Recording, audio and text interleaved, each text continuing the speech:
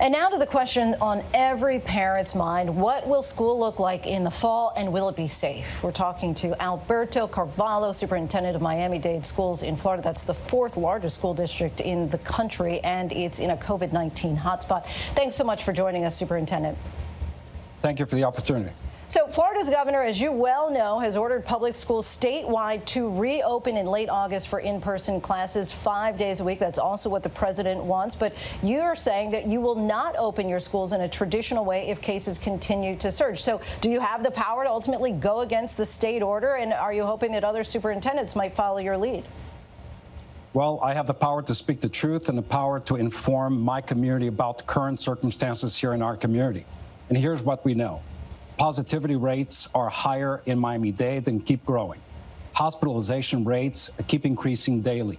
The mortality rate in the state of Florida is up, and the number of ICU beds occupied by COVID-19 positive individuals is on the rise and reaching critical capacity in Miami-Dade. The mayor of Miami-Dade just closed down restaurants this week. It makes no sense for me to empty out restaurants but pack schools. So I have a responsibility not only to educate our children, but actually to provide for their well-being and safety.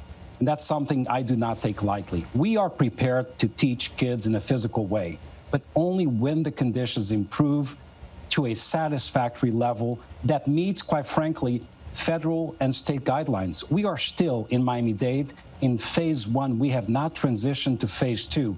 During phase 1, we cannot open schools.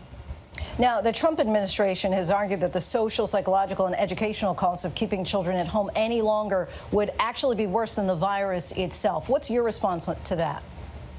Look, we pay close attention, obviously, to the not only cognitive development of children, but also the social and emotional well-being. And we have established hotlines of support for parents, students, even our employees. Obviously, the best place for children to learn is in school.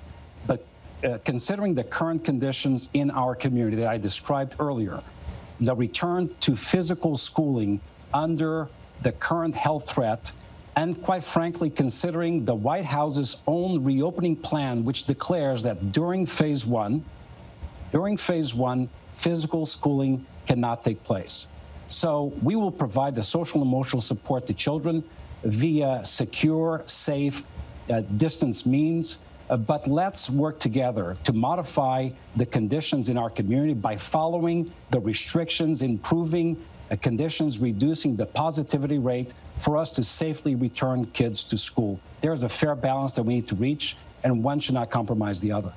It seems like all of our options are reasonably problematic, whether it's in-person classes, distance learning, or some combination of the two. So let's say that costs and politics were not at all an issue. What kind of creative solutions do you think that we could explore? And if there's a good option, what's the biggest hurdle?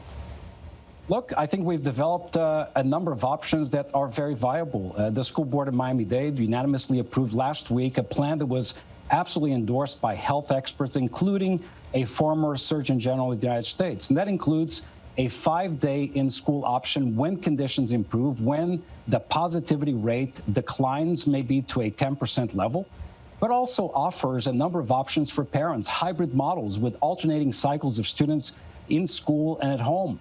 Also, a continuous remote learning option with certified teachers following a schedule with a specific cohort of students. There are creative ways that we can teach children while keeping them safe. And by the way, this is not only about the kids. I know there's a lot of research, a lot of conversation about the fact that children are more resilient to this virus.